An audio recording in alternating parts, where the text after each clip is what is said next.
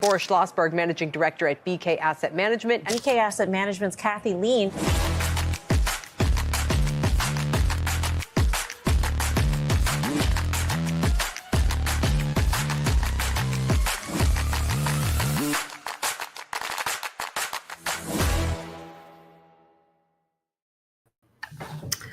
Good morning, everyone. I'm not sure why this is showing and not my screen. Let me remove it. Hold on one second. Sometimes these little cards stay because it should be showing my screen. Give me 1 second. Here we go. Good morning, everyone. We are not live trading non-farm payrolls this morning. That was on Friday, and hopefully many of you joined us to make money live trading non-farm payrolls because it was definitely a good session. But that is not what we're all here for today. Today, we're talking about the new trading week. But before I begin, I want to do a sound check because some people are telling me you have no sound. If you hear my voice and you see me in the video, give me a thumbs up or wave, say good morning. Let me know that everything is working properly. Okay, Cheryl says everything's working good. Another mutant says everything's working good. All right, everyone can hear me loud and clear. Sounds good. How many of you actually watched the Super Bowl last night? If you did, give me a thumbs up. Tell me that, or that you watched the Super Bowl. If not, that you don't care about American football, give me a thumbs down. I normally don't watch the Super Bowl, but I think that it was such an abysmal performance by the Chiefs that I could not help but, catch a glimpse of how terrible it was. So I'm, surprised. I'm just as surprised as many of you about how poorly they performed, given how well they performed for a while. And this is definitely a well-deserved win for the Eagles. Okay, so good morning, everyone. Before we begin, I always like to talk to get a sense of, what you all are trading, so we make sure that we're addressing and we're talking about some of the markets that you're trading. Are you trading gold? Are you trading forex? Are you trading indices? Type into the chat box. Let me know what you're trading so that I can make sure that we talk about the things that are important to you, the things that you're wondering about, the questions that you have, and make sure that we don't miss that. And it's great. I mean, I love that so many of you trading forex. We're definitely going to talk a lot about what's moving the US dollar, some of the other major currencies. We'll talk about some of the big stories that are happening. All right, so forex, commodities, indices, wonderful. Okay, and this is the type of environment where we really have gold is definitely something that we'll touch on. Boris, typically for those of you that are here for the very first time, typically the way that our Monday live stream works is that I talk about what's going on in the markets, talk about forex, I talk about kind of the big stories, what's moving, everything, what you need to know, and then Boris comes in and he'll add his color and he kicks into live trading. So if you want to live trade with us, gold indices this morning, Boris will we'll kick that off around 9:20, I would say. Before that, we're going to talk a lot about what's going on in the markets that will affect both gold as commodities, gold indices, all of it. So it's important to lay the groundwork. And I always say that in order to trade well and to be a profitable trader, the number one thing you need to do is plan. Plan and prepare. That's how we successfully traded non-farm payrolls on Friday. We laid out a plan, we prepared about the possibilities, and we executed the plan as soon as the data came out. And the same is true every single week. On Monday, we have the opportunity to talk about our trading plan for the week, to prepare for what is coming up, anything you may have missed, the uncertainties, and then we trade based upon that. So that's what we're going to talk about. Now, the biggest story this morning is not the Chiefs' loss or the Eagles' win. The biggest story this morning is the fact that tariffs are back in the headlines.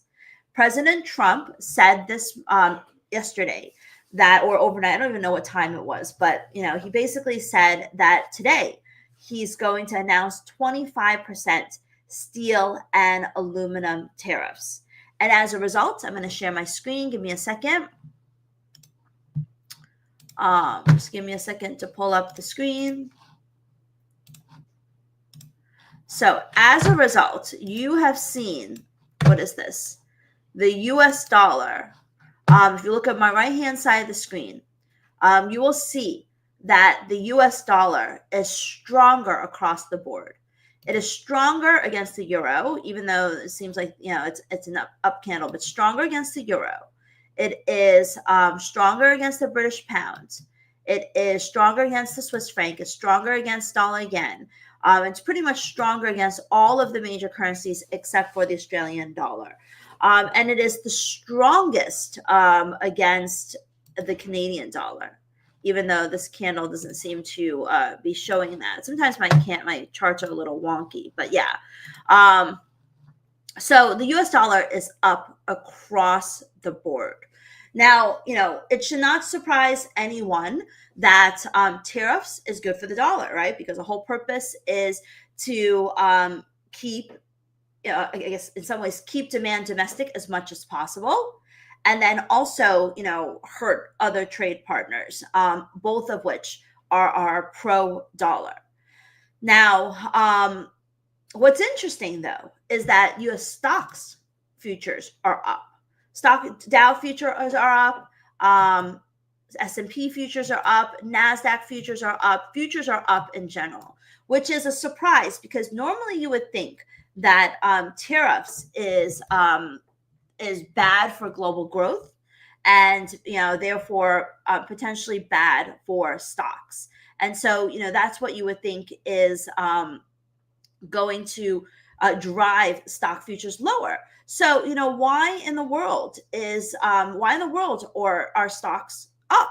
Well, of course steel and aluminum stocks are up, like U.S. Steel and Alcoa are up, quite a bit, and that is helping that is also helping the equity market. But I think, a lot of it also has to do with data and the expectations for some of the data that we had this week. Even without the tariffs, this was supposed to be a week where we were focused on the US dollar and what's happening in the US markets and, all of the US data that's going to occur. Now that we have, fresh tariff announcements, that's going to make the U.S. dollar and U.S. markets even more of a focus. So the big we have three big pieces of data this week. Number one is the inflation report. Number two is the retail sales report. And number three is a press conference from Fed Chairman Powell.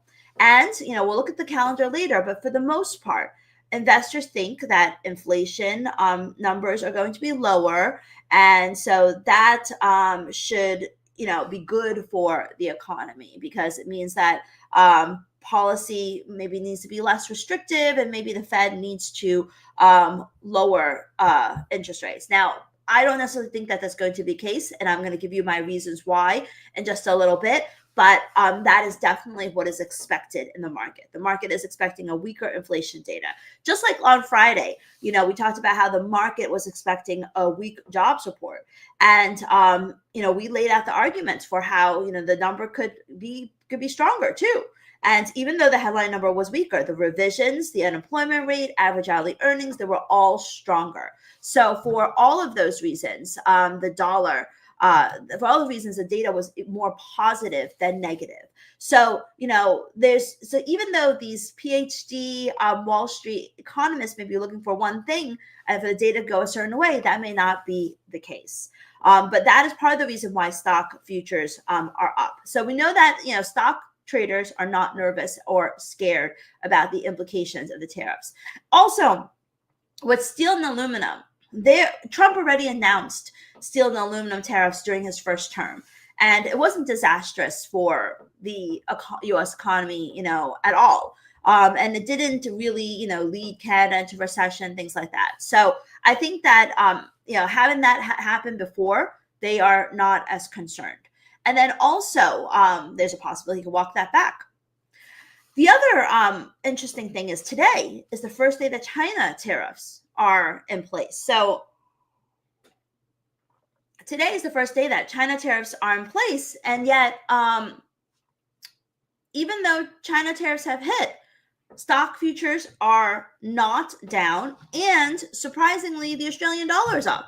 So I think, the market is, I wouldn't say becoming immune, but the market is starting to absorb Trump's comments and realizing that they may not be here to stay. Although, 10% tariffs on China could be here to stay. So we're walking into this new trading week with, number one, steel and aluminum tariffs that will be announced.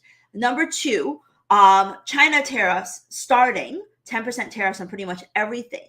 And then, China's retaliated with, a very small limited subset of tariffs. And then we have U.S. inflation data, we have U.S. retail sales data, and we have Powell's speech, all of which are very, very important. Now, talking a little bit about the tariffs from on steel and aluminum. Let me just share my screen one second. I'm going to share my screen. Give me 1 second. Here we go.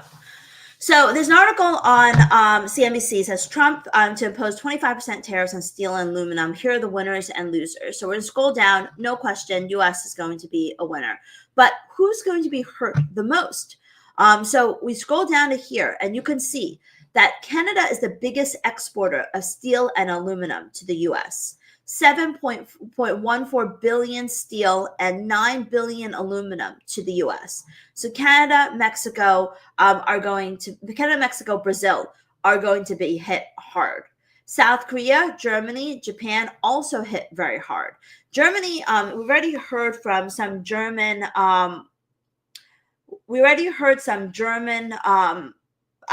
political officials saying that they're looking at a response. Now, we don't know what that response means, right? Does it? I mean, obviously they carefully did not use the word retaliation or retaliatory tariffs.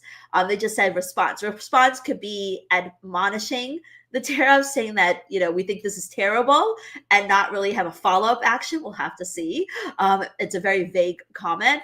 But the Germans are nervous. Although the Euro area, I have to say, are not as affected, because they do sell a lot of they'll just shift gears and sell a lot of the steel and aluminum domestically, and then to some of the trade partners where they don't have tariffs. The Southeast Asia, though, could be affected quite a bit, because the steel imports from Vietnam and Taiwan rose the most. So Taiwan and Vietnam are, definitely two parts of the world, basically Southeast Asia, that could be significantly negatively affected by the tariffs. So, the Canadian dollar is probably going to be hurt because, even though the U.S. has said that they have delayed their tariffs to their 25% tariffs on Canada exports, this is basically coming at it a different way, right? This is basically coming at it a different way and saying that it is something that is going to be driving tariffs in Canada, without saying that it's on Canada specifically. But the Japanese yen, some people are attributing the sell-off in the Japanese yen to the tariffs. Japan does export a bit of aluminum and steel, about $1 billion worth, to the U.S. But ultimately, I think that the sell-off that you're seeing in the yen pairs is led by, first of all, the fact that the yen rallied last week. The yen had rallied quite a bit last week, and we had a very strong rally. So a part of it is due just to payback and the fact that earlier U.S. yields were up. And part of it is the realization from the market that the BOJ, with these tariffs and with the uncertainty in Asia and with the China tariffs, they're not going to be raised, coming with a follow-up interest rate increase anytime soon.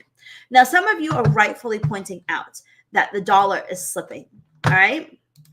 You're rightfully pointing out that, yes, the dollar, and you're looking at my dollar yen chart right now, which had initially rallied,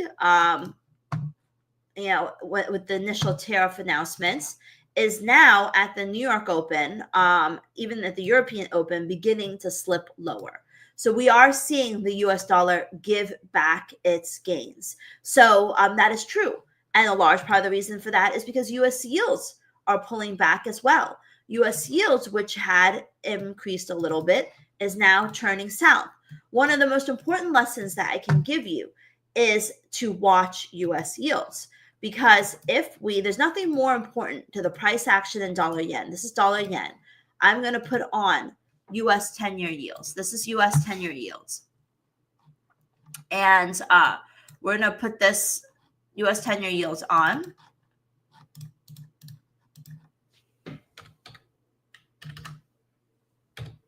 US 10-year yields. I don't know why it doesn't want to add itself on there. All right, we're going to go the other way. We're going to go US 10-year yields, and then we're going to add dollar yen.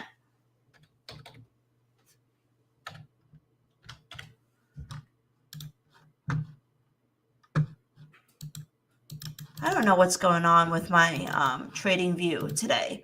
Let's see if we can refresh it. All right, I'm going to refresh it. I'm going to once again put on, let's just remove all the indicators, remove all the drawings, remove all the indicators, and let's see if we can add on US 10-year. There we go. It was just needed a refresh. It's nothing like a reset, right? Okay, so I'm just going to make this blue so it's easier to see. And first, we're going to look at the daily chart. And you will see there's no more important lesson that you could take away today than the relationship, the strong relationship between US 10-year yields and the dollar, in particular, dollar yen. This is a daily chart. And I'm actually going to move this to the left. And you'll see it more clearly. And we're just going to make this regular. So you see the regular numbers. You can see there's a very, very tight relationship between US 10-year yields and dollar yen. And this is a relationship, I'm zooming out, that stood the test of time. And so on a long-term basis, dollar yen takes its cue from US 10-year yields, which is why when US 10-year yields dropped last week, dollar yen dropped. And now, we saw a little bit of a rally. Dollar yen rallied a little bit, and now 10-year yields are falling again. So we have a really strong long-term relationship. But we also have, for my day traders here, how many of you are day traders? If you're a day trader, give me let's see what kind of emoji we can use. I want to use a running emoji. So we're going to use a running emoji for day traders. Tell me if you're a day trader. And we're going to use, and this is not, a criticism of you in any way, but we're going to use a turtle for a swing trader. So are you a day trader or are you a swing trader? Let me know. Snowman's a day trader. Alter's a day trader. And don't be, the turtle is not embarrassing at all. Slow and steady wins the race, right? It's okay if you're a turtle or if you're a turtle and a racer. And so my point is that regardless of whether you're a day trader or a swing trader, as you can see here, there's nothing more important to the direction of the dollar than US yields, because you can see on a quote unquote 1 hour basis, which is shorter term basis, the blue line and the candlesticks are pretty much moving in sync. And if I zoom out, you still see that relationship. Now, of course, all relationships will break at some point, but they get back together, and so even though, and you can see that for yourself, you can prove it to yourself. I don't need to convince you. You can see this relationship on your chart. So if you are ever wondering, why is the US dollar up? Why is the US dollar down? Take a look at US yields and see what's doing. I've now moved to a 5-minute chart. Same story, 5-minute chart. You still see a very tight relationship. So the first thing that I do every single day when I trade is I wouldn't say the first thing. The first thing I do is I look at data. Okay, my process is, Kathy's process is step number 1. I look at the calendar, make sure I know what's going on, make sure I'm not missing anything, and to make sure I know how the data flow overnight came out and what's coming up today. Then I'll take a scan of the news flow and whether I'm missing anything important. And all I do is I go on Financial Juice and I scan Financial Juice and I scan Forex Live to make sure that I've caught all of the big headlines. Then I will look at, what are stocks doing? What are bond yields doing? And then I'll look at, what is the US dollar doing? And then I will look for my trades. So yes, 6 points is a lot, 6 steps is a lot, but literally this takes 5 minutes maximum to scan the calendar, look at the news, take a quick glance. If you've got a watch list like mine set up already, take a quick glance at what the stocks are doing, and I have them up here already, what yields are doing, what US dollar is doing, and then I look for my trades. And that is the same process that you should be taking, which is that, I have proven to you as a day trader and a swing trader how important yields are. And in some ways, stocks just give me a sense of what risk appetite are. But the most important thing I would say is probably yields. So to explain to those of you about why the dollar is giving up its earlier gains is because yields are slipping. So anyway, going back to the general outlook, I'm neutral dollars this week. I'm neutral bullish dollars this week, to be more specific. If you're a BK member, you know that these cards, you can click on them. There's more detail explaining to you why I feel a certain way or another. And I say that I'm neutral bullish dollars here. And the reason why I am neutral bullish dollars is because, first off, I think that this, and I did this before the tariff announcement, so it's not because of the tariffs. The tariffs make me more dollar positive, and I definitely think the tariffs is pro-dollar, not anti-dollar.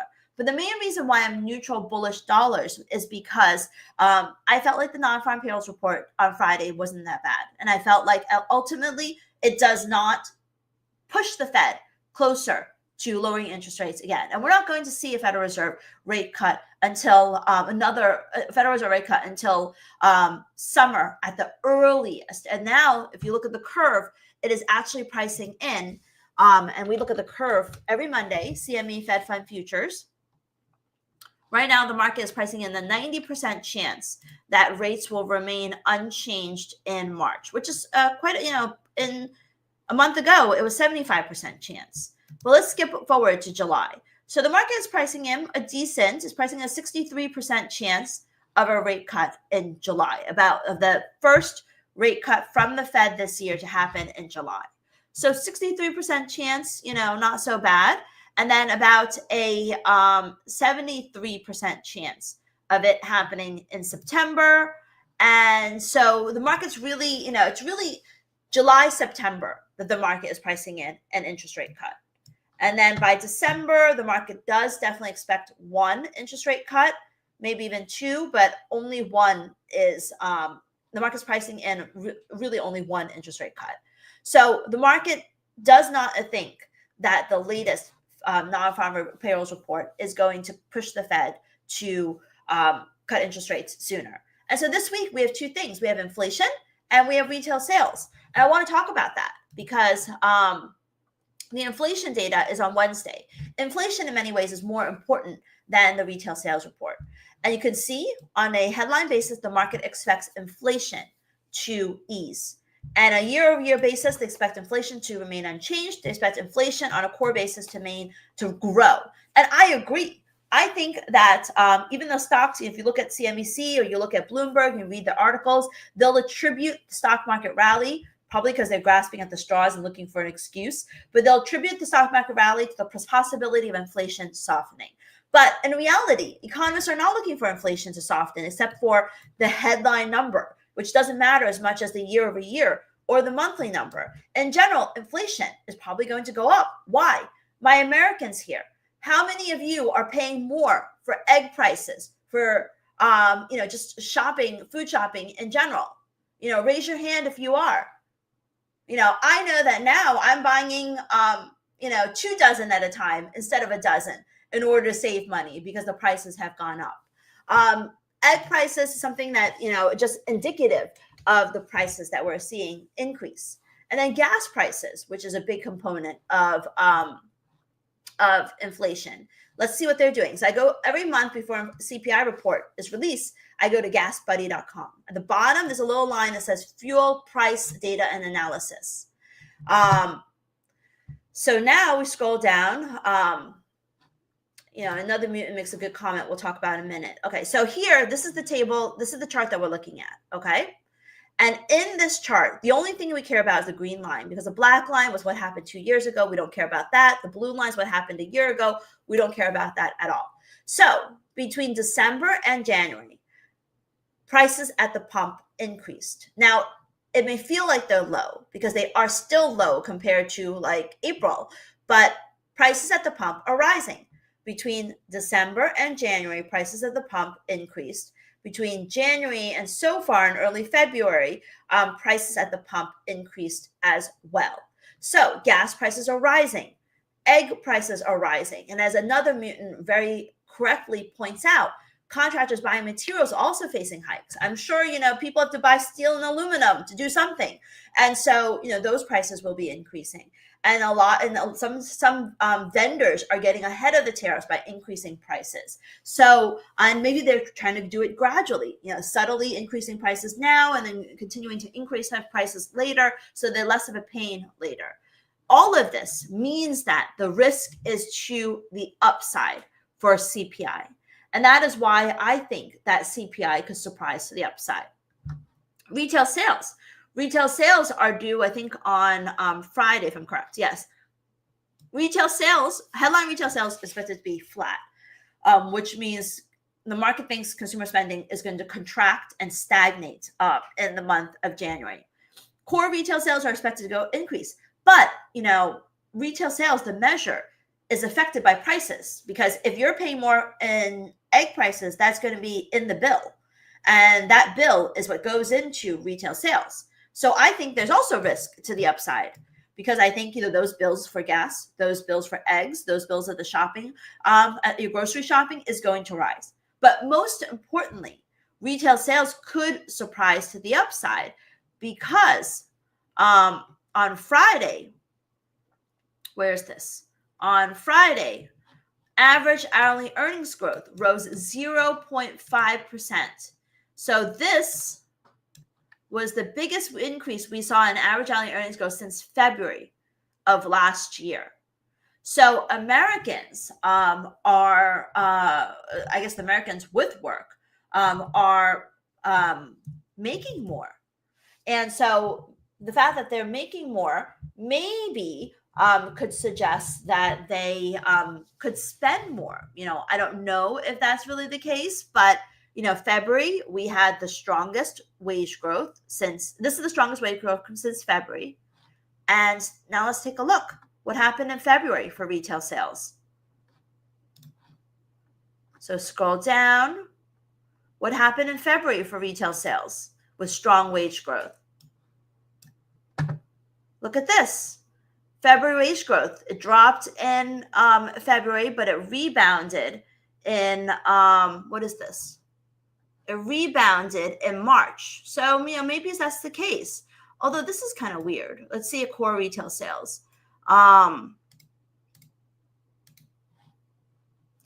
Because, and the reason why I say it's weird is because I like to look at trading economics, and they actually show something different. So I don't know if Forex Factory updated their numbers with the revisions. So we'll have to research that. But if you look at U.S. retail sales on trading economics, you will see that February was actually a great month for retail sales. Then January retail sales dropped, and February retail sales rebounded.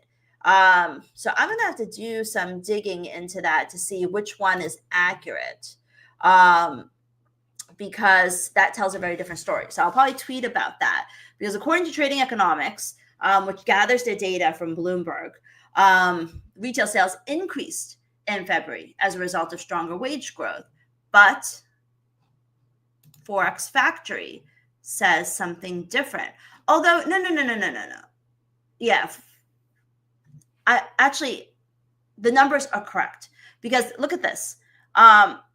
This is retail sales for January, and the release that you see here was the one that was released in January for December. So March is actually February in this number, and just like they already have the number for January, which is actually for December. So the numbers are consistent. So the March number that came out for the month of February showed that retail sales increased, which is the same as what Trading Economics told us. So what I'm trying to say, and hopefully I did not confuse you, is this making sense? Say yes if it is, because Trading Economics is saying that retail sales increased in February, and Forex Factory, their January number is actually the December number, just like their March number is actually the February number. So make sense? The point I want to make, the only important point that I want to make, is that wage growth increased in February. And so that actually we should go back and see what wage growth, well, we already know wage growth increased in, well, let's go back and look at it just in case. I don't want to say anything that's not true since we're doing this together. Let's go back down to Friday. Let's see what wage growth did in January, February. So wage growth actually, it was strong.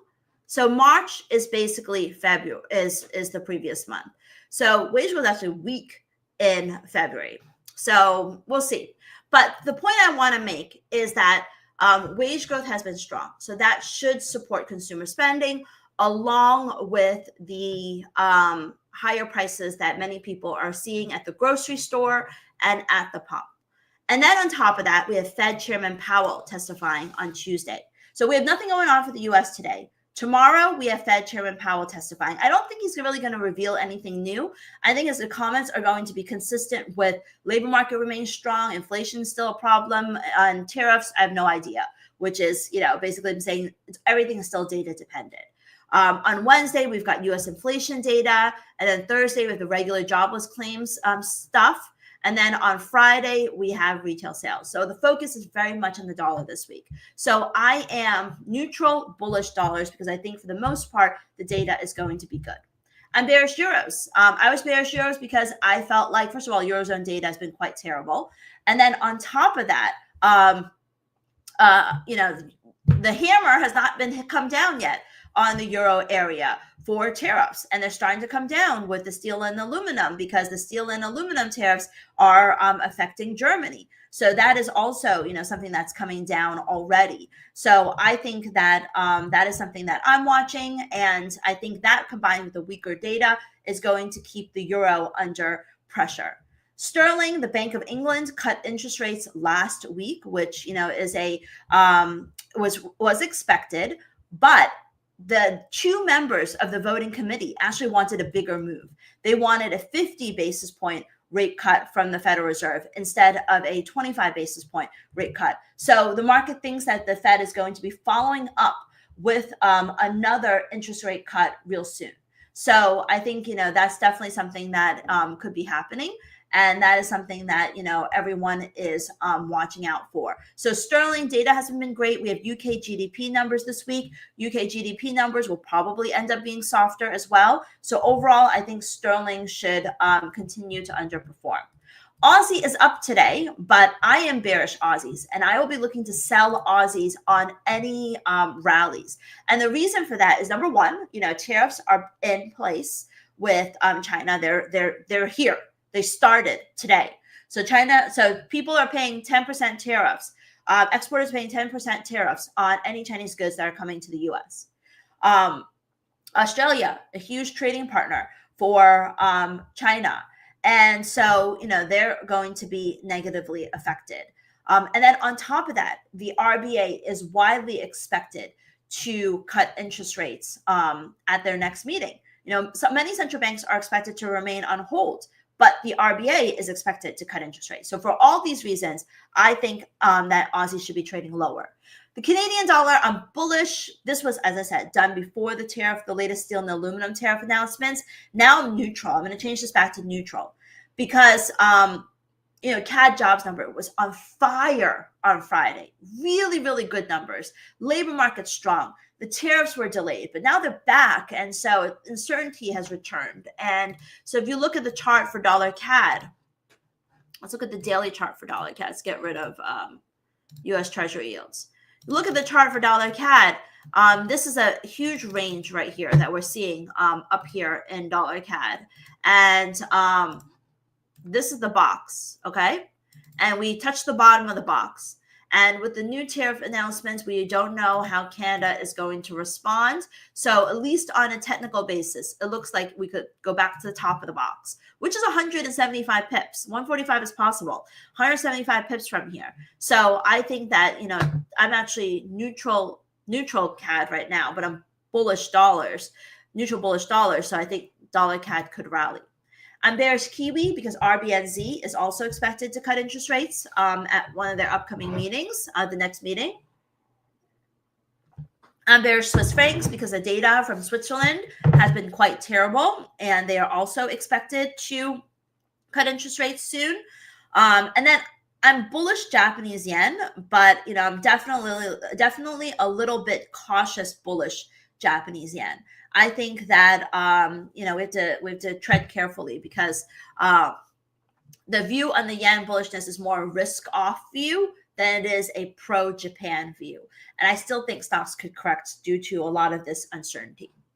Okay, so going through the calendar, just running through some of the important things for you to pay attention to. We already talked about all of the important U.S. data. Today we have nothing going on. And tomorrow we have a speech by BOE Governor Bailey. It'll be interesting to see whether he reinforces the idea that another rate cut is coming soon. Powell speaking, that's definitely going to be important right at 10 a.m.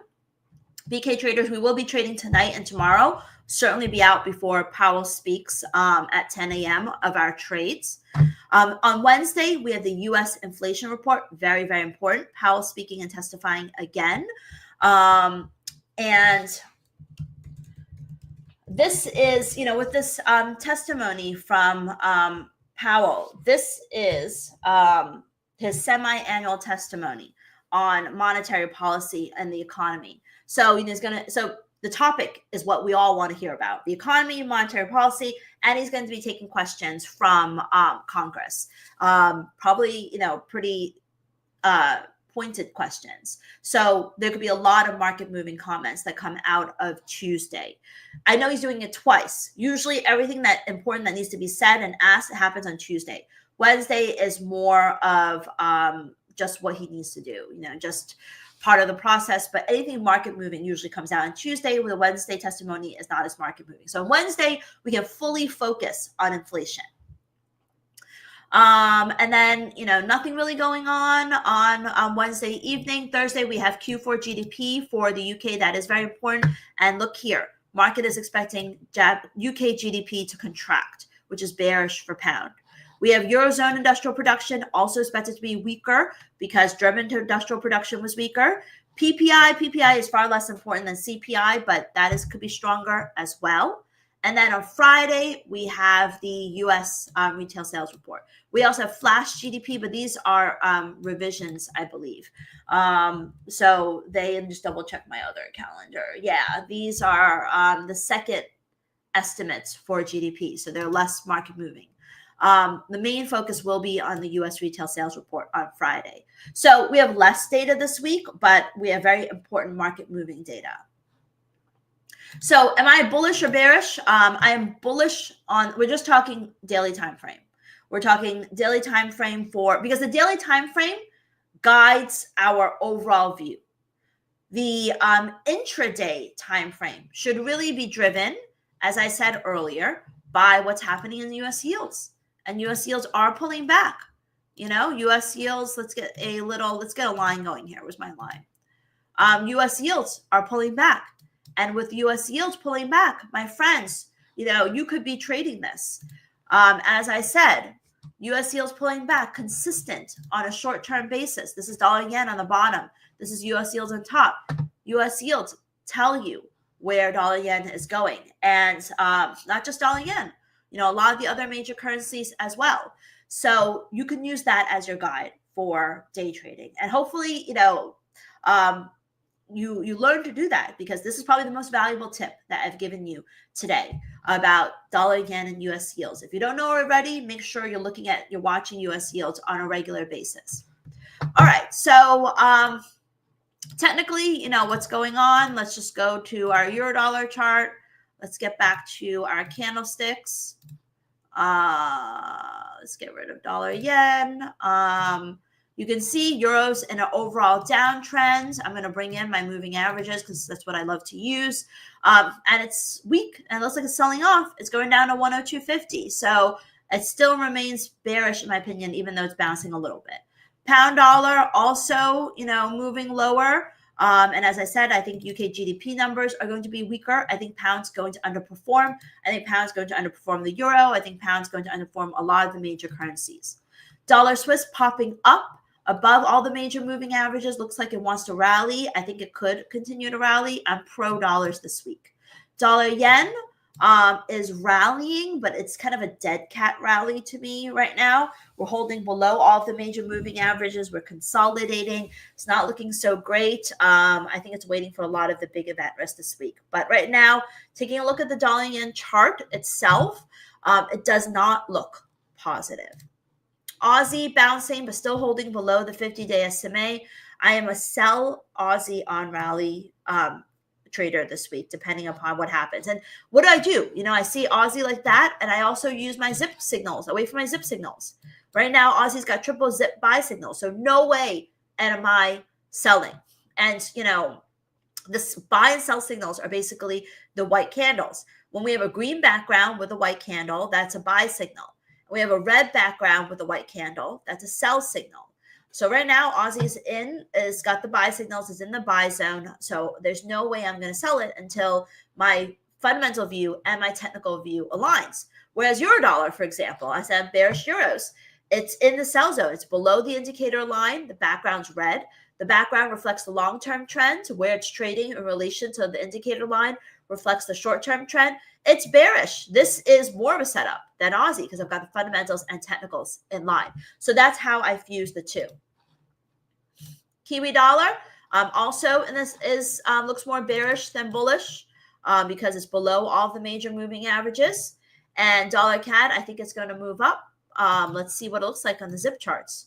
Zip charts is in the buy zone, so it would be more of an appropriate time to buy dollar CAD. Although we're not trading until the Asia session tonight. We're done.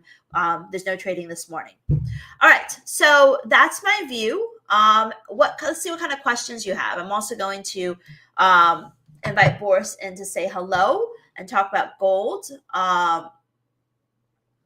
CNN has a good take on Trump sanctions and how they're being dealt with. I will read that, and I'll see if there's anything interesting that comes out of that to share. Any questions for me? I know you all want to know about gold. Boris is your gold man. He trades gold every single day. He'll probably trade gold with you this morning. Right, Boris? Want to say hello? Hi, guys. I'm just a little busy with NQ right now. Yeah. What are you doing in NQ? Why don't you share with us? I'm sure they're eager. No, it's too complicated right now to explain this. I'm just trading myself. I'll explain the trade when I get there because it's too complicated to get into it. But let's talk about hang on a second. Let me just share my screen. So I've got a question from Martin. You use the dollar index and yields to find a bias for the dollar. Is there anything you can use for pound and euro? Yes. We have German 10-year Bund yields. We have UK 10-year gilts. But honestly, to be 100% clear, Martin, it's all driven by US yields for the most part. There are days when this is an anomaly and it's not true, but for the most part, it's just the market's bias for dollars that's most important. But good question. So guys, good morning. I really want to talk to you about trading strategy today, much more than I do about gold or NASDAQ. And I want to talk to you, before I even talk about trading strategy, I want to share with you a couple of tricks that I was doing right now. Let me see if I can do this right now with ChatGPT. Let me see if you guys are seeing my screen. Okay, good, you are. Before we even get into anything, I want to show you how you could use ChatGPT. This is ChatGPT 4.0 model to basically answer the questions that Kathy asks, what's going on today? What are the most important economic factors that I should follow today? See, as of February 10th, here's a comprehensive, give me a summary of all the global financial markets. Gives you a summary of all the global financial markets. But where it gets really better and where you could really, really use ChatGPT to just basically make your life so much easier is you can say, organize everything for me in a nice little table, right? Here's a table of the most U.S. economic data releases for the week, right? Now, it will make mistakes occasionally, and it will give you sometimes the wrong dates. So you have to be mindful and careful of some of the stuff. But the way you want to sort of minimize mistakes is you tell it, go to Trading Economics calendar for G20, pull out the red label economic data, and put it on the table for me. So this is like the most important economic data for the week out of Trading Economics, which is a big website. You basically can let it go do work for you, which is so much more useful that you don't have to go yourself and extract the data and then put it into a nice little table. And then you're Boris, I feel like we need a video on this so people can remember this rather than just trying to document all their notes. This will be a video, but I wanted to, since you guys are here with me and you guys get to trade with us live, you get the preview of all. Who wants this as a video so that you could go back and reference it? What's if that? you do, give Boris a thumbs up.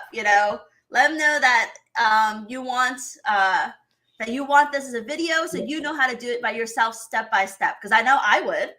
Yeah, I know you guys will all find it useful because that's what I do. It just makes my life so much easier. Now, it gets even better. Here's what I want to show you, something that's really, really cool. So you have like the economic data, and then you could say, hey, what about what's going on with the central banks? What's the central bank activity this week? And it will tell you everything that's going on in the central bank activity in the next week and a half. That's really important. So you have Fed, minutes, ECB, Bank of Canada. But then you can go even further and you say, hey, put all this into a nice little table for me so I don't even have to bother reading the paragraphs. And now you guys got a nice little table of everything that's going on. And if you're trading FX especially, this is a very, very useful little tool. And it's only going to get better. Now, I'll be honest with you guys.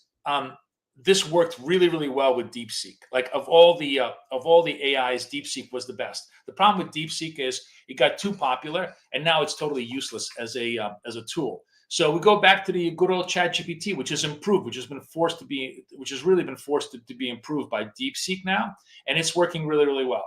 So I will show you exactly a couple of things in this video. I'll show you how to pull up the most important economic data from the key websites, the trusted websites. Pull up the overnight price action to tell you exactly, what happened in the overnight markets. Pull up the forthcoming central bank data, and then just for fun and enjoyment, because I'm not cursing because Kay is on the line right now. Because the moment she's gone, the F-bombs are going to start flying. We can even do give me a chart analysis of key assets, and just tell me sort of long-term analysis, and it will do that as well. So I'll show you step by step all these really, really cool things that you can make AI do for you, and then once you have these pre-formatted prompts, you can just reuse them every single day. As a matter of fact, I think with ChatGPT, I'm not sure, I'll have to research this, you can actually save your prompts, and then you just simply, you don't have to, it's like a template. You just press a button, and every day it really, really works. So everybody seems to really, really like that. And I'll be happy to make the video for you guys coming up next week on all of this stuff, because this is all really, really useful. This is how to make AI much more functional than just simply, create all these obscure apps and stuff like that nobody ever is actually going to use for us in our business, but or Python scripts and all the kind of stuff that nobody really, really uses. This is stuff that you could use on a daily basis without knowing any code. Just simply asking the right question will give you the absolutely perfect answer. And then once you have that question, you can answer it all the time. So that's one thing I wanted to share with you. Then the second thing I want to share with you, I'm just looking at the markets right now. They're kind of opening up all over the place. Not much going on over here. The other thing that I wanted to ask you to talk to you about is the best video on trading I've ever seen. It has nothing to do with trading. I'm just watching the NASDAQ right now for a second, because I just want to watch and see. We have a green candle, so it's worthwhile for us to just wait patiently and see if the green triangle holds. If the green triangle holds, this is a worthwhile buy. So I will I'll watch for a signal right now first before we do anything. If it's a black triangle, I actually think it's going to be more of a sell than it is a buy. So we'll see. It's wobbling between green and black. Now the green and black is basically a function of slopiness. How high this thing is going to go is how it's going to determine its slope. It looks like it's going to stay green. Let me just stay a second here. Okay, so we're going to go long. We're going to go long this thing. It's really, really stretched out. So let's see if we can get a little bit of a push forward on this move. I'm not looking for much because it's already bigly stretched out. And if it stops me out, it stops me out. I'm not going to cry about it. But I thought we might have a little bit of a push here, maybe to 73s, 74s. Let's see if we can get a move here. All right, good. Good job. So first trade of the day, make $1.50. That's nice. I know everybody wants to trade, and everybody wants to do trades, but I really want to step back just for 5 minutes, because the knowledge that I want to impart on you in terms of this video that I posted on my Twitter. Let me just get it to my Twitter. I want to show it to you, and I'll put the link into chat, because it's really worthwhile. This is it. I said, if you day trade for a living, this video is 1,000 times more valuable than all the bullshit guru posts that trade the past, charts that are shown on XY. As you guys know, which I hope you guys really appreciate, unlike every other bullshit guru on YouTube who's very good at trading the past, who's really, really good at telling you about all their past trades and how they marked up the chart and how they were super, super good at entering yesterday and coming out profitable for 1,000,000% today on their charts. I trade the future, right? Every trade you see with me is a future trade. So unless somebody trades the future, they're not really a trader, in my opinion. So the key to trading the future, and this is the key thing that I sort of want to show you, is you have to understand that future is probabilistic, that the future is not about winning. The future is about putting yourself into a winning mindset position. And the reason why this video really resonated with me, and I'm not going to play it with you, but I'm going to summarize it with you. This is a video of Isaiah Thomas. Now, it's the Super Bowl yesterday, so we're all in an athletic frame of mind, right? I saw even the FIFA chairman was at the Super Bowl yesterday. So even the European football is following American football. And Super Bowl was broadcast in 195 countries. So I guess American football is really becoming popular everywhere in the world, just as, European football is becoming very popular in America as well. But the point being that I wanted to make is that Isaiah Thomas, it was a very famous basketball player who played for the Detroit Pistons in like the late 80s, early 90s. And the thing that you need to sort of understand about that is that, who is the greatest basketball player ever? Just put it in chat. Tell me who you think the greatest basketball player ever. I'm almost certain all of you are going to say Michael Jordan, right? It's pretty much really hard to argue not. Maybe Will Chamberlain, but like in the modern day era, Michael Jordan is probably the greatest basketball player ever, right? The thing is that Isaiah Thomas and Detroit Pistons beat the living F out of the Chicago Bulls and Michael Jordan head to head. They are 75% to 25% against. They won 3 out of 4 times, beating Michael Jordan. Larry Bird Larry Bird was amazing, but I think Jordan is greater than Larry Bird, right? And it's a push.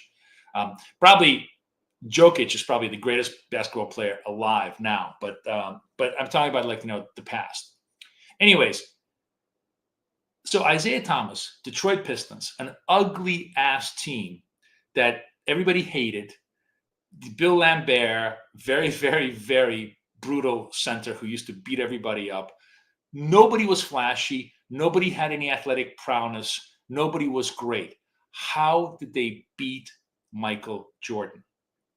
And Isaiah Thomas literally lays it out step by step. This is why I want you to watch the video. And I'm telling you, if you don't watch this video, you will never really be successful in trading if you don't really understand what he's talking about.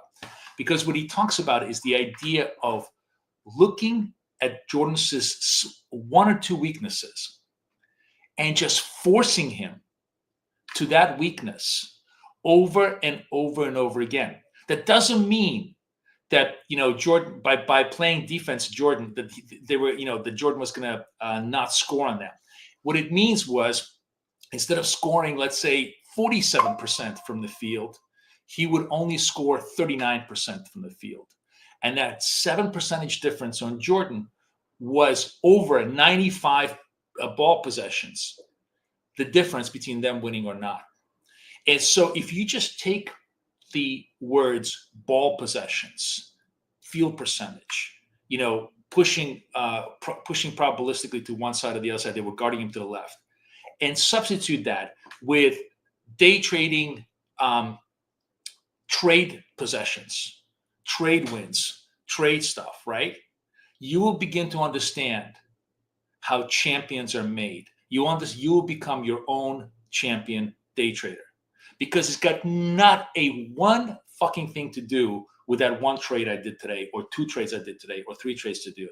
It's all about looking for the tiniest weakness in the market or tiniest strength in the market and trying to exploit it probabilistically over a 100 trade cycle. So, and which means that yes, along the way you're going to lose quarters, you're going to lose halves, you're going to lose even games, but in the end, you're going to win championships because that tiny edge will materialize itself over a longer period of time. And that, I think, was just such an interesting insight into one, how they, what they did with Jordan, how they guarded him, how they managed to hold him, and what made him such a great championship team, right? I mean, I think that was just super, super cool as far as everything goes. Oops, hang on a second. I gotta go. I did the wrong thing. Here we go. Okay. So, I took my eye off the ball for a couple of minutes to go trading, and it doesn't matter. We missed the trade. It doesn't matter. I really want everybody who's listening to me to fully appreciate this whole idea that day trading is exactly like playing basketball, is exactly like playing football. It's all about exploiting a small edge over a long period of time, not about winning the next trade. Not about winning the next trade. It's all about execution. You obviously want to execute the best possible way, but it doesn't matter whether you win or lose on the next trade or the next trade, the next trade after that. You need to just stick to your game plan. And if you can do that, you'll be a very, very successful trader. Now, I want to show you something else, because this is another thing that I want to show you. Let me see if I can move this over here. Okay. I want to show you something very ugly. This is my, make sure you guys see it. Yeah. It's my Tradeovate account, right? So let me show this to you today. Okay. Oh, wait a minute. That sucks. No, that's not what I want to show you. Hang on. Custom date from Sunday. There we go. That's what I want to show you. Okay. Look how ugly this looks, right? You see this? It's a $2,000 drawdown, right? Everybody sees this? Guys want to give me a yes? Tell me that you guys are seeing this. Just the last thing, and I promise you, we'll go back to trading, right?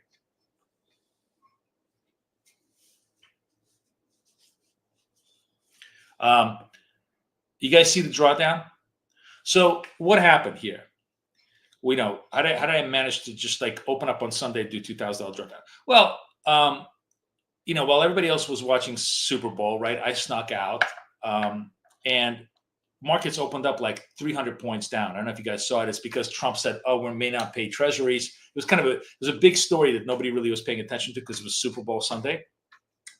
And I thought, maybe there's some continuity to this trade. As usual, I fell for the Trump trick, which is like, I'm going to say some bullshit.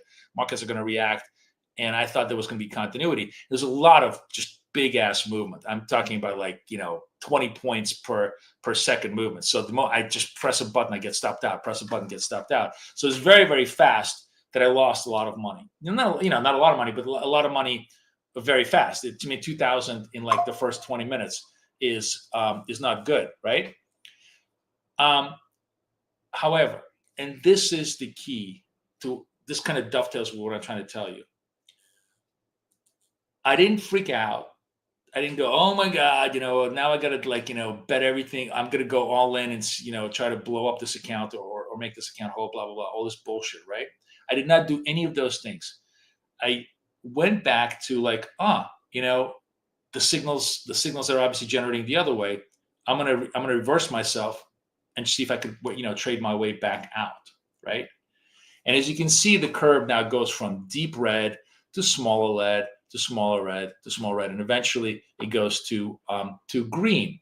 And not exactly beautiful today, but where's my report? If I go today, whopping $200 win for the day, right? But that is from a $2,000 drawdown. So why do I tell you all of this? I tell you all of this. Let me just bring that back down here, guys, so I could actually monitor it. I tell you all of this because the single most important thing in winning, the single most important thing in trading is not winning. It's coming back from a loss. If you can come back from a loss, you will always trade, always. If you just win, you're basically one loss away from losing it all. So if you have a drawdown, do not despair. Do not be upset. Work on getting back to even. The single greatest skill you'll ever develop is getting back to even. Far, far more important than winning. Winning is 90% luck. Getting back to even, that's the skill. That's the skill you want to master. So 2 things over the weekend I thought were kind of very, very interesting, really valuable. And I wanted to impart that on you guys on Monday because we have a lot of people in the room, a lot of people who are new, probably never heard any of this stuff, or just new to trading. And I want to short circuit a lot of your learning curve by telling you the truly most important things in life. When you're day trading, by far, the single greatest skill is the ability to get back to even. In fact, when you read Market Wizards, they never talk about how much money they make. Their proudest moments is when they're like in deep drawdown and they're able, through their process, to bring themselves back to even. Those are the thoughts I have for you guys. Otherwise, we missed the second trade, but what the hell? It's not that bad. Gold also had a little bit of a trade that we missed over here on the green triangle, but there'll be 1,000 of them between now and Friday, and we'll trade them all. Oh, look at this, just taking a little time to trading views to taking a little time to come back up. So actually, no, this is interesting. So the first green triangle worked, right? First green up worked. The second green up did not. It would have stopped us out. So it's interesting. So let's talk about what would I do in this situation. So I'm one up, one down, right? And this is very, very important. Within the BK scalper structure, I have come to in terms of when I refining my process and working my way back from $2,000 drawdown, so on and so forth. What have I done that I thought that's really, really helped me get that trade better done? If I start on a green or a red, it means if I start on a color trade, I do not enter on anything else but the next color. So I'm stopped out over here. I have like another 3 more chances to try to resolve this trade, right? Let's say, I'm giving myself 4 chances overall to resolve this trade. The next chance that I'm going to take on this will only be a green triangle. I will not take a black triangle, which is a neutral triangle. Does that mean that I'm going to win? Absolutely not. Will the black triangle sometimes work and the green triangle not work? Absolutely. Does it matter? No, because the green triangle is, just for argument's sake, we really, data doesn't matter. Any statistic I give you is a approximation that changes every single minute of the day. It's like the weather. It's just a general idea, not a specific guaranteed number. But generally, the green triangle or the red triangle is going to be about 60% accurate, and the black one will be 50% accurate. And that small edge is what I'm going to commit to in order to be able to try to make this a more successful or a higher probability of resolution. Okay, that's it. That's the game plan that I do. So what I started to do now is, if I'm in the trade on the color side, continuity trade, because basically color, it means continuity, right? I'm committing to continuity, right? I will commit to that. Now, the cool thing is about scalper, the really, really cool thing about scalper is the black triangles, because the black triangles are actually kind of interesting because they're a lot more nuanced, right? Sometimes the black triangles are pretty good at continuity, right? They're pretty good continuity signals, right? But sometimes the black triangles are actually really good discontinuity or contrary trade signals, right? Going the opposite side. And deciding when one versus the other is kind of an interesting twist to an addition of how you want to trade. And I don't want to get, I'll talk about this more as the week develops, but to basically give you an idea, the way I look at black triangles. So let's say I'm only going to take green triangles for continuity. And I'm only going to take black triangles for discontinuity. I'm actually going to fade my position, fade my move. So I'm gonna sell the buys. I'm gonna sell this buy. I'm gonna buy the dips on the black triangles. What would be the rules that I would follow to see that I had a reasonable chance that this would be a good trade? Well, one of the things that I discovered is that the fatter, so let's say it's a 5 to 10 minute time frame before the triangle shows up, and it's a negative slope. In other words, this is already by definition a negative slope, but if the slope is kind of long in terms of duration, that's actually a pretty good fade. It's great to sell into this thing with like twice the candle as a stop. Put a stop over here with a target to the downside. You see, this is a slope over here. This is still a sell. This is still a pretty good sell because you had a big negative slope with a long duration of about 10 minutes ahead of time. Not a bad sell over here. Here you're going to miss it. If you're going to take this one, it's duration, but this is making the V-shaped recovery. And now you really don't want to be fading these things until you get a little bit of duration and more of a negative sell. So here you'd be selling over here at this triangle, right? But again, here's the other point. If I'm going to initiate a contra trend cycle off the black triangles, a contra trend cycle, I'm going to commit only to the black triangles, and I'm going to commit to doing those trades properly, meaning that I'm going to wait patiently until conditions show up with a duration and a negative cycle so I can sell into a top, buy into a bottom as much as I can on a duration. The best way to do this, in my opinion, is to do this with multiple Apex accounts. Don't mix up your trades. You want to trade continuity trades, trade the greens and the reds only in one account. You want to fool around with contra, like for example, is this a contrary trade? It's not that clean because we have only about maybe, what is it? How long is this? This is 47 to 54, not quite 10 minutes. I like to have about a 10 minute duration of reds before I sell the black, right? Now, could this work? Maybe. Now, could we give it a try? If I was going to give it a try, I would do it in a completely separate account. So if I'm going to fade this move, I'm going to do it in a completely separate account. But I don't really love this this sell. This looks to me like more like a V-shaped move still. So I'll give it, I'll let this one pass up.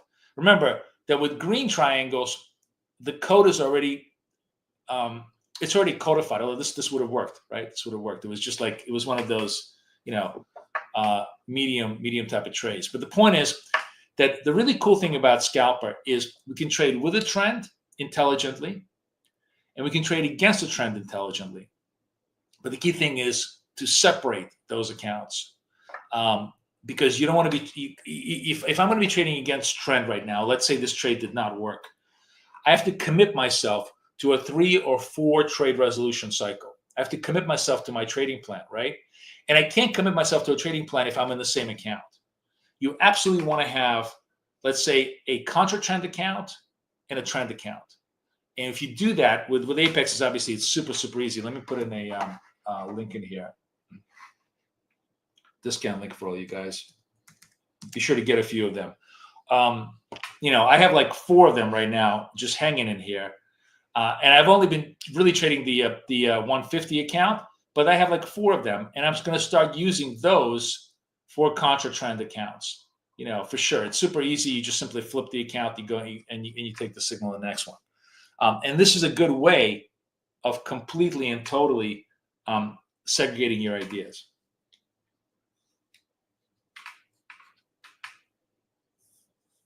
What are my BFF settings? There are no settings. It's a given. All the settings are I'm using literally the default settings that are in the thing. I'm not changing. I gave you all the default settings. Like I'm not changing anything in here that is not in the defaults. So you're fine.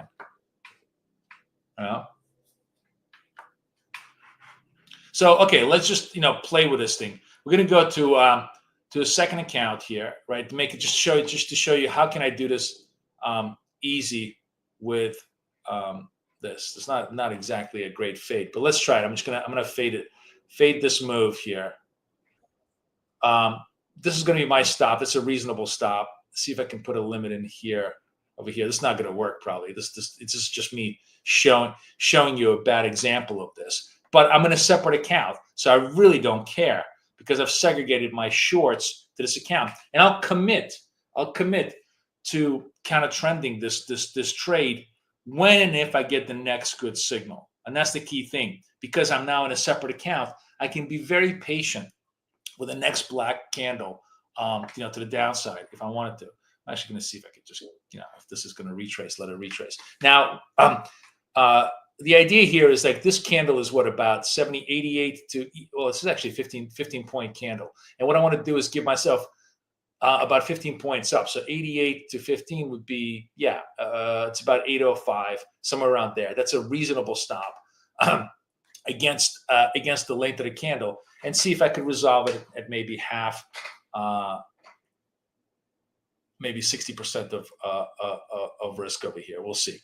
I'm not holding my breath on this, Kate, but it's kind of quiet right now. We don't have much going on, so I wanted to show you the contract. Oh, I actually have. Let's go back now. We actually do have a trade. Let's go back over here to my regular account. This is a long. Let's get long here. Oh, I missed it. Damn it. Okay. Now I'm not pulling the trigger here. Let me see. No, it's too. I want it to be here. It's already quite higher over here. We'll let it go. I fooling with one trade, and therefore I missed a good trade. But this was a good, clean green account. Remember, I said to you, if I fail on this green, right, then I take the next green as my resolution. So I commit to this and I trade that. The key, I guess, to all of this is how active you want to trade. If you want to trade just continuity signals, then just focus on the greens and focus on the reds, focus on resolving those, focus on just those trades. You'll have plenty of trades.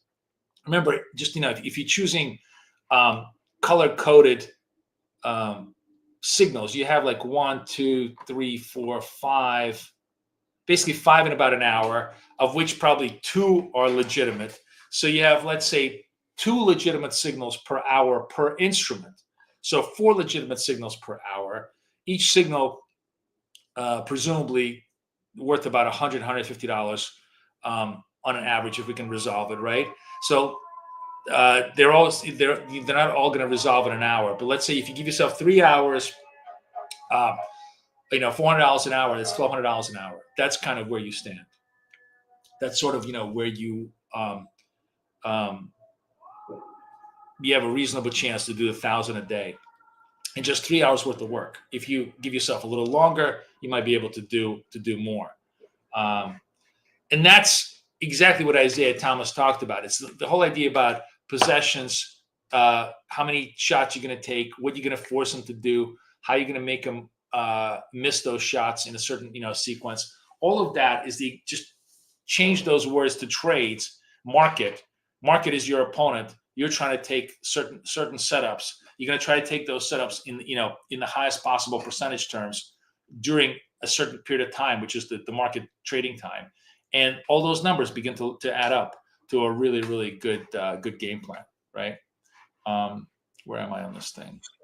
Oh, so yeah, we got stopped. Remember, I told you that trade was very likely going to work against us. So now let's watch this. So now we're going to go to the other. This is the other account, right? So now we'll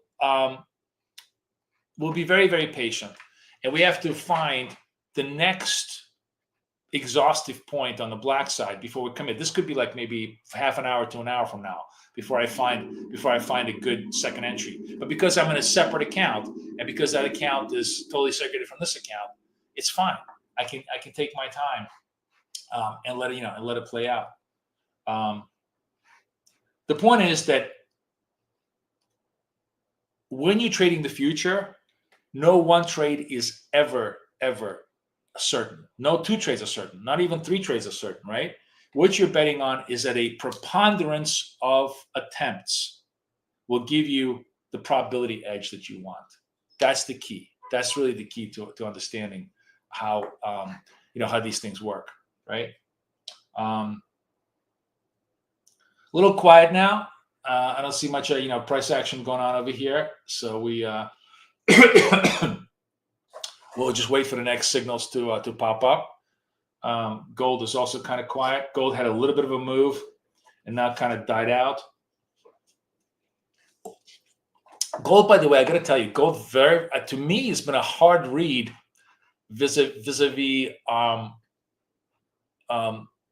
had some nice continuity trend, trades over here, but generally it's been a tough trade. I don't understand why gold was down, because yields were down, right?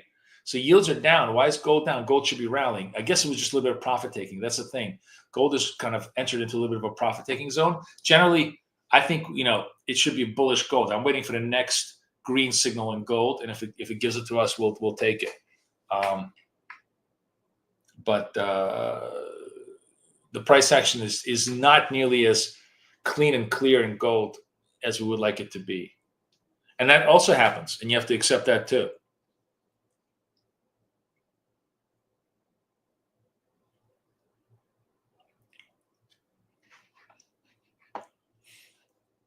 So nothing much going on in gold.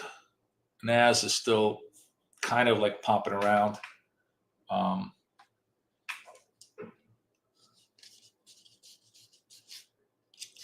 actually surprised. NASDAQ is up 1%. That's a really nice big move here.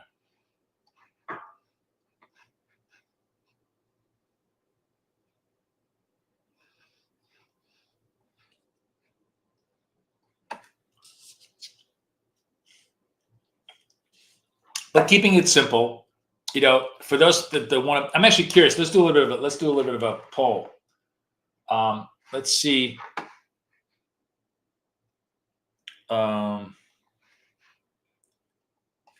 I trade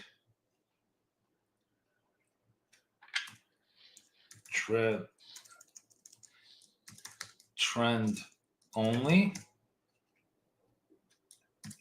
counter trend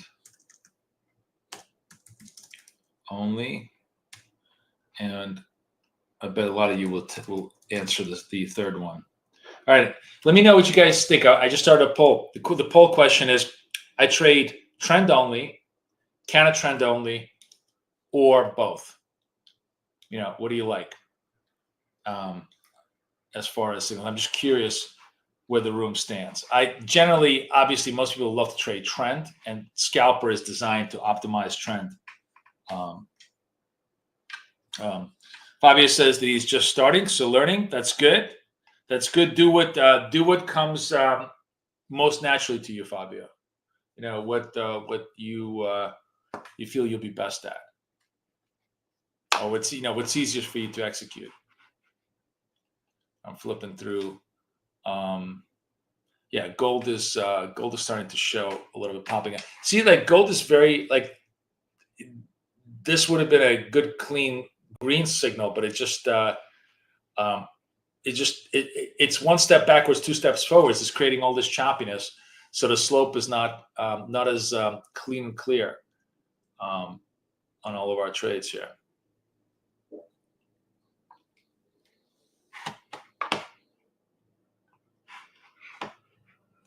So it looks like 2/3 of you, almost nobody trades counter trend only.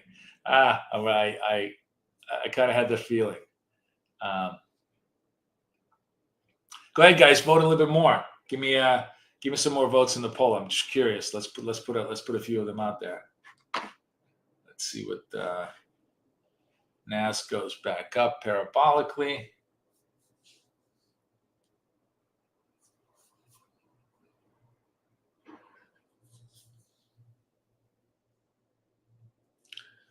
Bob says he took 190 out of NASDAQ on that move. Good for you. How long was that trade, Bob? Was that like a 2-minute trade? I mean, that's the beauty of NASDAQ.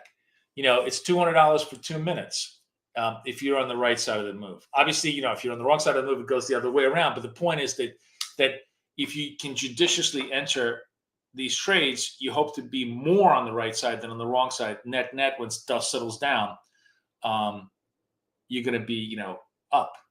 I mean, that is what makes NASDAQ such a massive money machine. Is you don't have to be correct all the time. You just have to be correct most of the time, or even better than 50% of the time, and it really, really cranks it up. There was a period like yesterday where I went from minus 2,000 to basically minus 500. It's a $1,500 positive swing in just an hour. Just doing this, trading the greens and the reds, and then fading the blacks when I had the moves.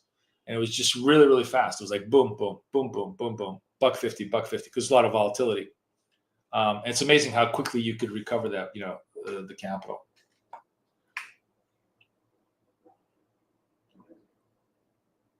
Now, by the way, don't let me dissuade you from trading the blacks in a continuity fashion. You could absolutely trade it in continuity fashion. But again, if you're trading this continuity, the commitment here, the thing is that obviously if you're trading continuity, the good part about it is if you start in a black and it doesn't work, you can wait, you can convert to the green, because green is, you can't go from green to black, or you can't go from color to black, right? But you can go from black to color, because this is a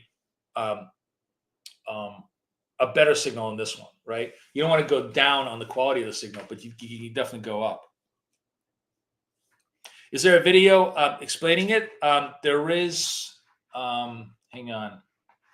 Let me just pull. I'll let me see if I can pull up the. Is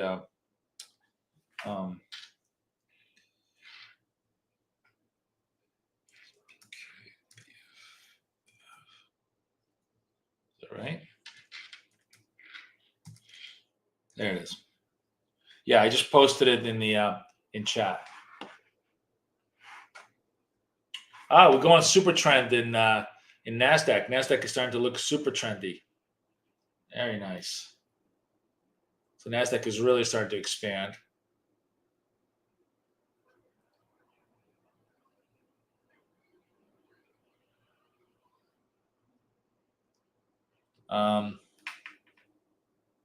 But no signals for us today, unfortunately.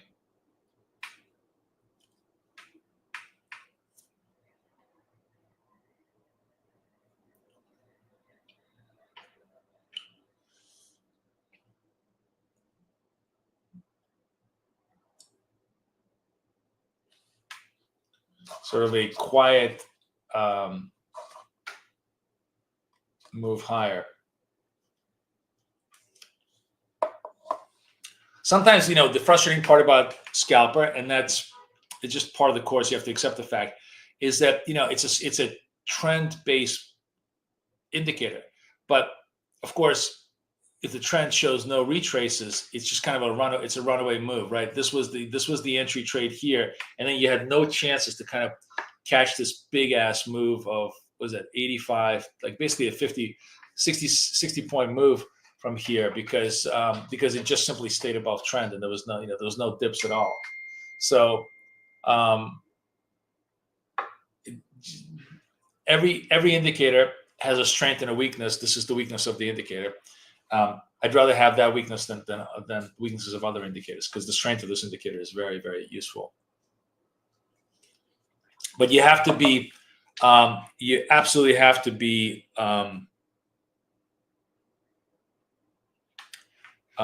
Yeah. So Bob says that yes, he took that. He it was about a 2-minute trade for him. Good job for you. Good job for you. Oh, I got it. Hold on. Gold. Gold is showing on my other screen.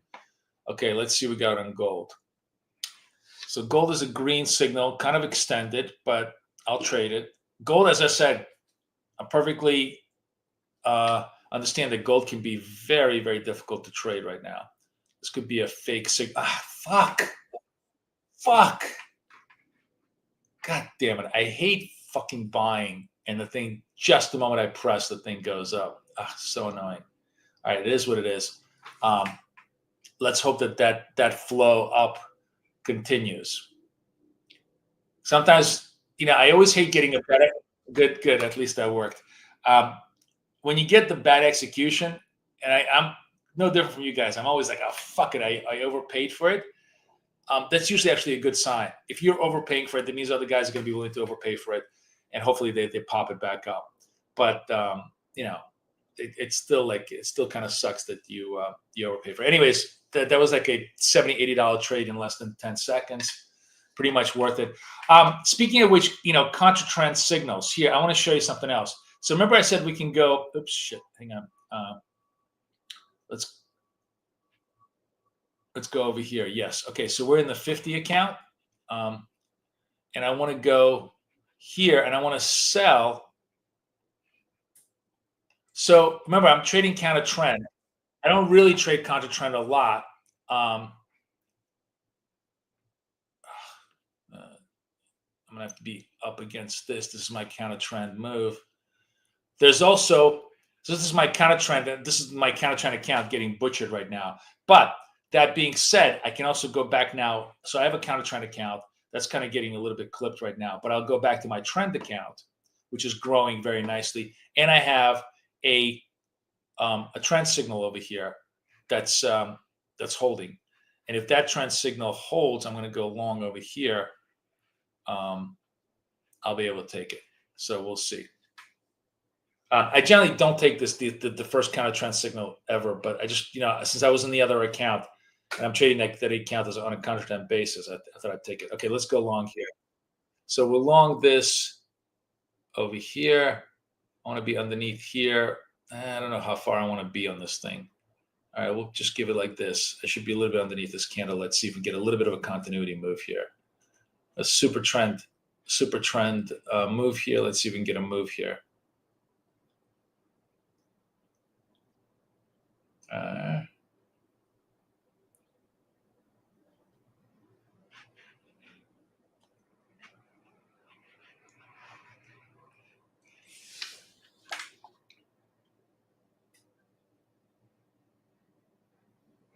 So just to make everybody understand, I'm actually short NASDAQ on one account, the long NASDAQ on the other account.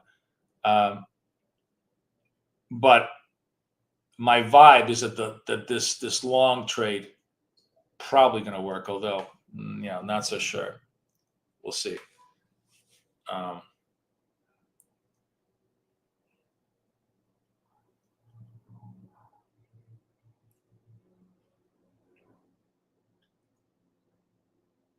And you absolutely don't have to do both. If you're doing both, it's kind of like juggling with, two hands.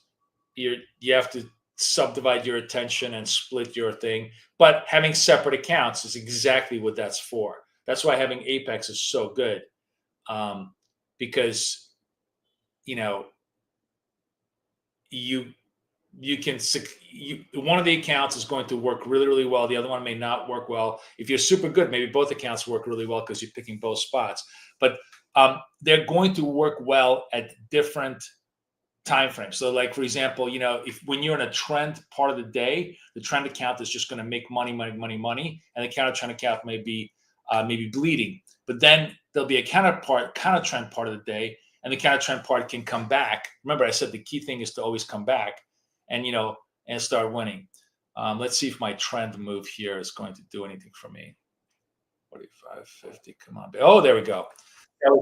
So, you hear that? Order filled, stop filled. So the counter trend account just got blown up a little bit more. But, again, not horrible. It's not like, it's not like I'm dead. I'm just, slightly nicked on the counter trend account. And as the day progresses and the price action starts to slow down, especially after the European close at around 11:30, 12 o'clock New York, the counter trend trades are probably going to work a lot better. In the meantime, I had a feeling the trend trades were definitely going to work. Now I think I'm up to, let me see where I'm at. Oh, just almost up to 154, right? Remember, I started with one. I got myself down to 152 yesterday. So I'm up basically I got myself down to like 150 yesterday. So I'm up $4,000 from my low period, but just a couple of bucks underneath 154. Anyways, that's the whole point. I'm just going to manage this, and we'll see how it goes. Martin says NASDAQ usually drops back after 45-minute up after the open. Yeah, I agree. There's going to be a counter trend opportunity, and that counter trend account is hopefully going to catch a little bit of a reprieve. But for now, we had nice cool trend movement. And again, this green signal is the same as this green signal, but now it's in super trend territory. That's all it was. Basically, these are stronger continuation signals. As I said, no guarantees, but just stronger. The probability was stronger, and it was strong enough to give us a P&L, which is what we want. So, anyways, guys, I got to run. I hope you guys had a lot of fun today. Brought the account up to almost 154. Not bad, not bad. Especially after dropping it to like 150 on the open yesterday. And we'll see how my counter trend account does tomorrow. Enjoy, everybody who wants access to the scalper, you can join us. Here's a link. Or you can join my coaching, which is a really, really, let me see. Oh no, is that what it is? Yeah, there it is. Here's the link to my coaching, which is a really, really good value because it's a 1/3 discount to our regular link. You get it for 3 months and you get to hang out with me. Thank you guys. Hope everybody had a good day. Thank you so much. Here's to trading the future. I'll see you guys tomorrow. Everybody enjoy. Bye-bye.